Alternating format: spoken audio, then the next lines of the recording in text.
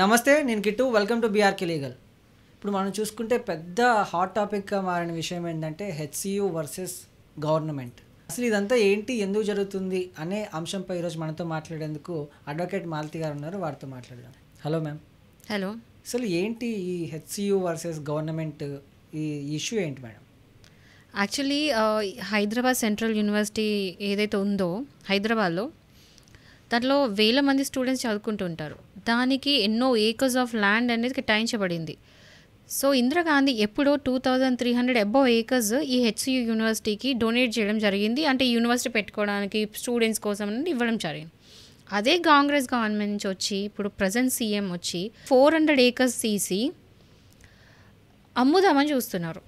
దేనికోసము అంటే ఐటీ కంపెనీస్కి, కమర్షియల్ పర్పస్కి. నాకు అర్థం కాని విషయం ఏంటంటే అక్కడ ఆల్రెడీ ఫారెస్ట్ అనేది ఉంది, అంటే చాలా హ్యాబిటేషన్ ఉంది. ఏవైతే యానిమల్స్ ఏవైతే ఉన్నాయో, జంతువులు, అన్ని రకాల జంతువులు అక్కడ ఆల్రెడీ హ్యాబిటేట్ అయి ఉన్నాయి, అంటే ఆల్రెడీ అక్కడ ఉంటున్నాయి.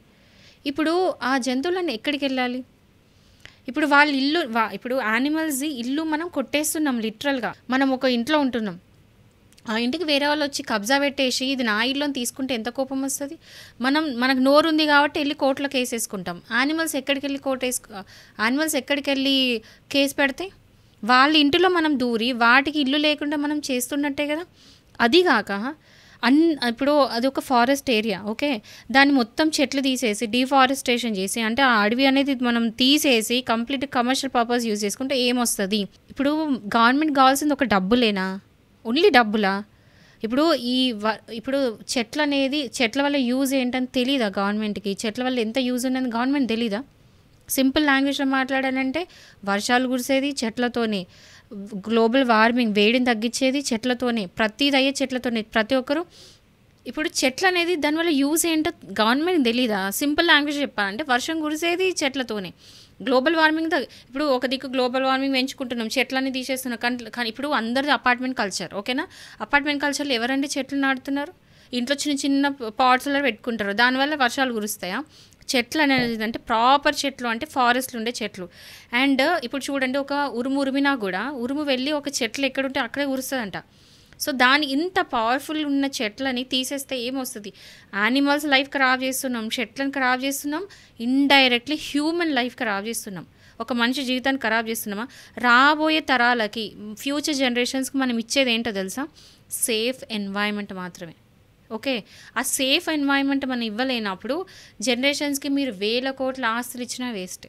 ఇప్పుడు అనే ఈ ఐటీ డిపార్ట్మెంట్స్ వచ్చినా, ఐటీ కంపెనీస్ వచ్చినా, వీళ్ళకి ఎన్ని జాబ్స్ క్రియేట్ చేసి ఇచ్చినా, ఎండ్ ఆఫ్ ద డే ఒక దిక్కు నువ్వు డబ్బులు ఇస్తున్నావేమో, బట్ ఒక దిక్కును భారీ ఎత్తున హ్యూమన్ లైఫ్ని ఖరాబ్ చేస్తున్నట్టే. ఇండైరెక్ట్లీ కాదు, డైరెక్ట్లీ చెప్తున్నా, హ్యూమన్ లైఫ్ ఖరాబ్ చేస్తున్నట్టే. సో ఎన్వైరన్మెంటలిస్ట్ వీళ్ళందరూ ముందుకు రావాలి ఈ విషయంలో. 400 ఏకర్స్ ఫారెస్ట్ని తీసేయడం సింపుల్ థింగ్ కాదు. హైదరాబాద్ సిటీకి ఇప్పుడు ఈ కంచే ఫారెస్ట్ ఏదైతే గచ్చిబౌలిలో సిచ్యుయేట్ అయ్యి ఉందో అది ఒక లంగ్ లాగా, ఊపిరితిత్తులాగా. అక్కడ నుంచి ఆక్సిజన్ అన్నీ వచ్చేది హైదరాబాద్ సిటీకి. ఇక్కడ ఆల్రెడీ హైదరాబాద్ ఖరాబ్ అయిపోయింది. ఎట్లా అంటే బెంగళూరు సిటీ కంటే, ముంబై కంటే, అన్ని మెట్రోపాలిటన్ సిటీస్లో మన హైదరాబాద్ బెటర్ అనుకునే వాళ్ళు. బట్ ఇప్పుడు హైదరాబాద్ సిటీ కూడా నాశనం అవుతుంది. ఈ పొల్యూషన్స్ ఇదంతా చేయబట్టి ట్రాఫిక్ పెరిగి, పాపులేషన్ పెరిగి, ఊర్లలో నుంచి మైగ్రేట్ వచ్చి అందరు ఇక్కడ వచ్చి సెటిల్ అయిపోయి పాపులేషన్ పెరిగిపోయింది ఆల్రెడీ. అండ్ ప్రతి ఇంటికి వెహికల్ ఉంటుంది, ప్రతి మనిషికి బైక్ అనేది ఉంటుంది. ఆల్రెడీ పొల్యూషన్ అనేది అవుతుంది, ఆక్సిజన్ అనేది తక్కువైపోతుంది. ఇప్పుడు ఢిల్లీలో మనం వింటున్నామా? ఆక్సిజన్ తక్కువైపోతుంది, చాలామంది పిల్లలు కూడా మాస్క్ వేసుకొని తిరగాల్సి వస్తున్నారు. ఇప్పుడు ఎయిర్ ప్యూరిఫైయర్స్ వాడుతున్నాము మనము, ఆర్టిఫిషియల్ ఎయిర్ ప్యూరిఫైయర్స్ ఇంట్లో రూమ్లలో వాడుతున్నాం. ఎందుకు? ఆక్సిజన్ లేక ఎన్వైరన్మెంట్ ఖరాబ్ చేసుకున్నారు. ఒక హ్యాండ్లో ఎన్వైరన్మెంట్ ఖరాబ్ చేసుకుంటా, ఇంకో హ్యాండ్లో ఆర్టిఫిషియల్ ఎయిర్ ప్యూరిఫైయర్స్ ఎందుకు వాడాలి? న్యాచురల్గా ఉంటుంది కదా, ఇంట్లో చెట్లు నాటుకోవచ్చు కదా. ఇదంతా ఎందుకు గవర్నమెంట్ గుర్తిస్తలేదు అనేది నాకు అర్థం కావట్లేదు. అంటే ఇంతకుముందు మీరు గచ్చిబౌలి చూసుకున్నా, లేకపోతే సైబరాబాద్ చూసుకున్నా కూడా ఇవన్నీ ఫారెస్ట్ ఏరియాసే.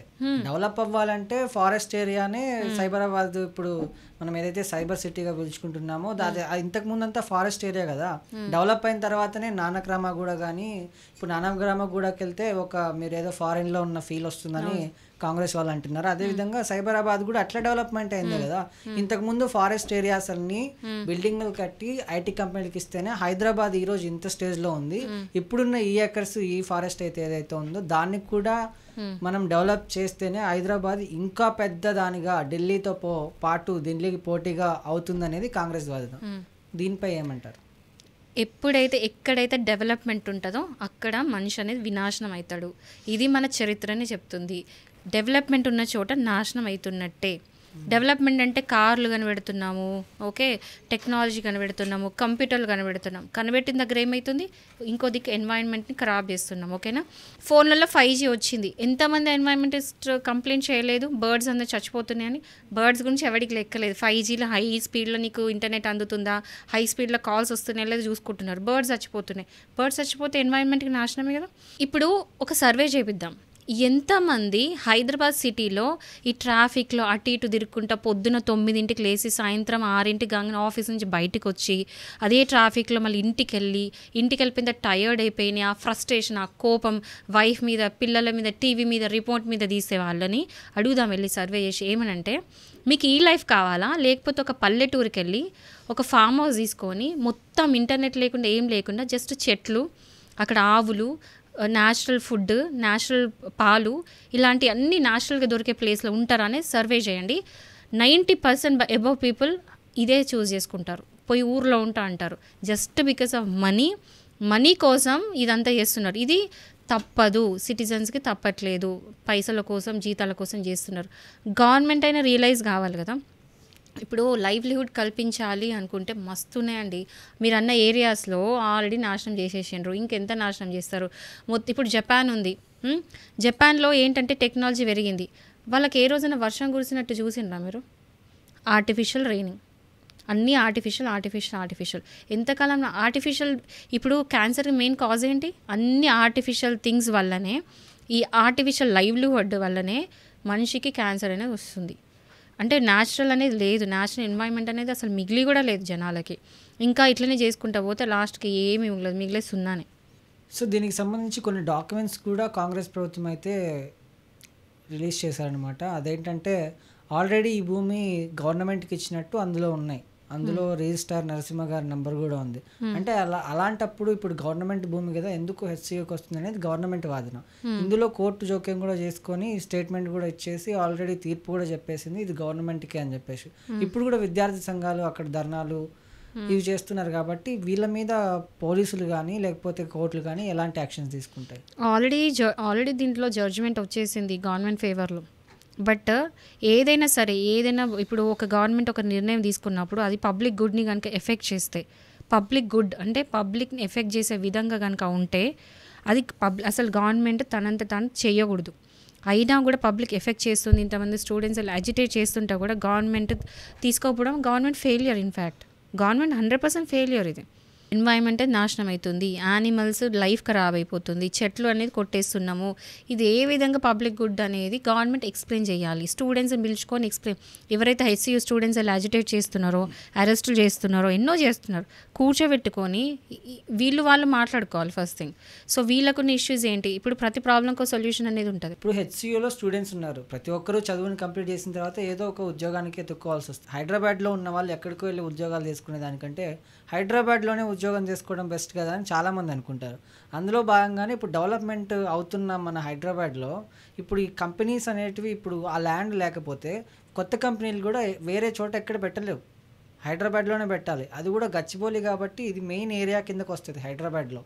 సో అక్కడ పెడితే ఇప్పుడు నెక్స్ట్ తరం వాళ్ళు ఏ కంపెనీలు వాళ్ళు చదువుకోవడానికి, వాళ్ళు ఇక్కడ జాబులు చేయడానికి ఒక సోర్స్ ఉంటుంది అని కూడా గవర్నమెంట్ ఆలోచిస్తుంది. ఇదెందుకు స్టూడెంట్స్ ఆలోచించట్లేదు? Development should be there, but it should not be at the cost of environment. సింపుల్గా చెప్పాలంటే ఇంతే. డెవలప్మెంట్ ఉండాలి, కానీ డెవలప్మెంట్ ఎన్వైరన్మెంట్ ఖరాబ్ చేసుకుని డెవలప్మెంట్ అసలు డెవలప్మెంట్ అని నేను అనొద్దు కూడా ఎవరు. స్టూడెంట్స్ ఎంతోమంది ఇప్పుడు నేను ఒకటి చెప్తున్నా, ఏఐ వచ్చిన తర్వాత ఎంతమంది లే ఆఫ్ కాలేదు?